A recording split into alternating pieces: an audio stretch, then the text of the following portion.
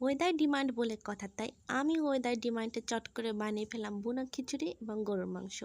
এই রেসিপিটা কার না খেতে ভালো লাগে, আমার তো অনেক অনেক বেশি পছন্দের এই রেসিপিটা। তাই সবার জন্য চট করে বানিয়ে ফেললাম রেসিপিটা, এবং এর মধ্যে এমন একটা কাহিনী ঘটে গেছে যা কল্পনা করতে পারিনি। খুব বিচ্ছিরি একটা ঘটনা ঘটে গেছে। রান্না কমপ্লিট করে আমি সবার জন্য সার্ভ করতেছিলাম, সাজায় গোছায় একদম পরিপেটি করে সার্ভ করতেছিলাম। আর এখানে গরুর মাংসের কালারটা জাস্ট লুকিং লাইক ওয়াও আসতেছিল, একদম ইয়ামি, জাস্ট চকমকো চকমকো করতেছিল। সালাডটা তো মার্শাল্লাহ অনেক সুন্দর, দেখি জাস্ট ফিদা হয়ে যাচ্ছিলাম যে ওয়াও এত সুন্দর রাঁধুনি আমি।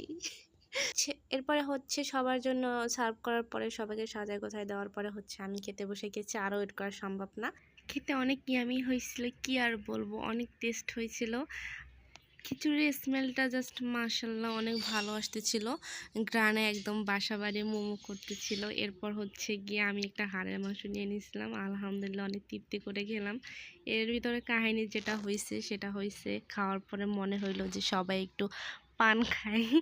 তো এরপরে দোকান থেকে পান কিনে আনলাম তিনজনের জন্য, এবং গিয়ে তিনজন নিয়ে নিলাম। এই দেখেন একজন কি সুন্দর করে বানাচ্ছে আর খাচ্ছে। আমি বারবার বলছি জর্দাটা একটু কম নাও, না তারা সব নিয়ে নিয়েছে, আমার ভাগেরটাও নিয়ে নিল ঠিকই, কিন্তু খেয়ে হজম করতে আর পারলো না। এদের দুজনের অবস্থা সেই খারাপ হয়ে গেছিলো, সেই লেভেলের অবস্থা খারাপ হয়ে গেছিলো, অসুস্থ হয়ে গেছিলো। যাকে এখন আলহামদুলিল্লাহ তারা ভালো আছে, সুস্থ আছে।